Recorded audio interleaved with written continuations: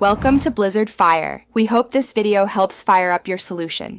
You begin by choosing one clear research question. This narrows noise immediately.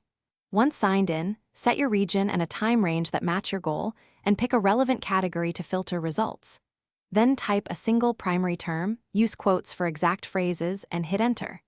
This first search frames all comparisons. Make sure it reflects the core topic you care about. If done right, you avoid chasing irrelevant spikes and get meaningful baseline data fast. Once you have the baseline, add up to 4 comparison terms to reveal how interest shifts between concepts. This exposes true relative demand. Make sure to switch search type, web versus YouTube or shopping, because intent differs by platform. Also change the time granularity to see short-term spikes or long-term trends. This helps you decide whether a pattern is seasonal, fading, or growing.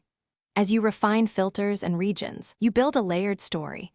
Finish by exporting the CSV and plotting spikes against your own events or campaigns.